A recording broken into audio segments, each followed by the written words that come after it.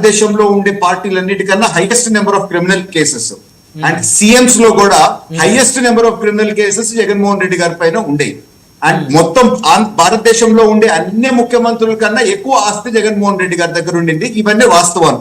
So మనకి సంపాదించిన పేరు దీంతోనే సంపాదించినారు అని చెప్పి, వేరే విషయంలో ఏం సంపాదించలేదని చెప్పి నేను తెలుపుకుంటున్నాను. ఎలక్షన్స్ ముందు ఏమన్నారు, మాట్లాడితే సింగిల్ గా రాండి అన్నారు.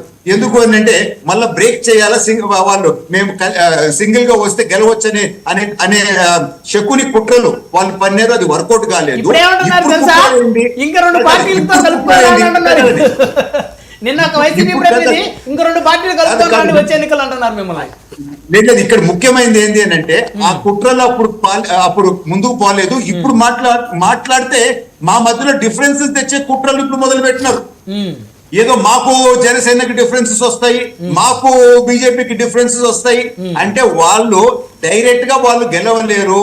ఈ కుట్రలు చేసి మమ్మల్ని డివైడ్ చేస్తే ఏమన్నా ఛాన్స్ ఉంటది అని చెప్పే కుట్ర వాళ్ళు చేస్తున్నారు అని చెప్పి తెలుపుకుంటూ, ఇందాకనే జూపూడి ప్రభాకర్ గారు మోదీ గారు ప్రధానమంత్రి గారి మీద కామెంట్ చేశారు.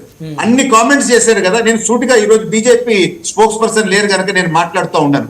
ఎందుకు జగన్మోహన్ రెడ్డి గారు ఆ మోదీ గారి కాళ్ళ మీద ఎందుకు పడినాడు? ఎందుకు ఆ పడిన జగన్మోహన్ రెడ్డి గారే మోదీ గారి కాళ్ళ మీద పడితే ఈ రోజు జూపూడి గారు ఆ విధంగా కామెంట్స్ చేయడం ఎంతవరకు కరెక్ట్?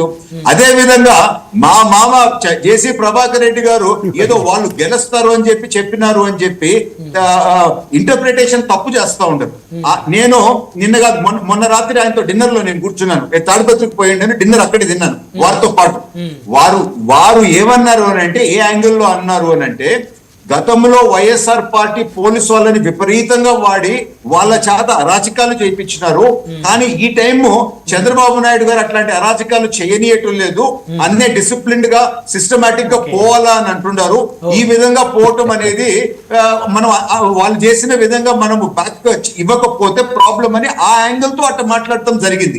అదే విధంగా రామ్మోహన్ నాయుడు గారి అల్లుడు గారితో నేను పర్సనల్ గా మాట్లాడితే అన్న వైసీపీ వాళ్ళు మిమ్మల్ని ట్రోల్ చేస్తున్నారు.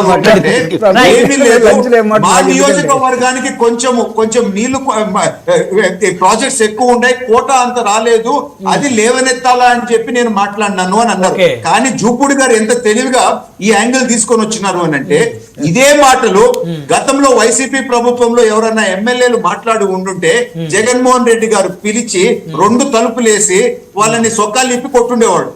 అందుకని ఎవరు మాట్లాడలే. కానీ ఇక్కడ డిఫరెన్స్ ఏంటి? ఇక్కడ స్వాతంత్రం, ఇక్కడ పొలిటికల్ ఫ్రీడమ్ ఉంది. అక్కడేమో జరిగిన విధానం అది. దాన్ని దీపక్ రెడ్డి గారు, రఘురామకృష్ణరాజు గారు ఫస్ట్ టైం ఏదో నాయకత్వం గురించి ఒక బూత్ అన్నారండి. అక్కడి నుంచి మొదలైంది ఆయనకి. రఘురామకృష్ణరాజు గారు జగన్ గారు నాయకత్వం వదిలాలంటే ఎవరి నాయకత్వం అని చెప్పేసి బ్రహ్మనాయుడు గారు పాలిటిషియన్స్ తలుపులేసి 2 తగిలిచ్చినారు అని అంటే అర్థం ఉంది. నేను వినింది ఏదో ఒక ఐఏఎస్ సెక్రటరీని కూడా ఒక రోజు తగిలిచ్చినాడంట. ఆ దెబ్బకి ఇంకా ఐఏఎస్ లు ఐపీఎస్ లు అందరూ భయపడి లైన్ లోకి వచ్చేసినారు.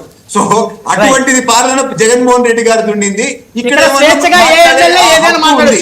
సో ఎంత డిఫరెన్స్ చూడండి. డెమోక్రటిక్ విధంగా ఈ పార్టీ ముందుకు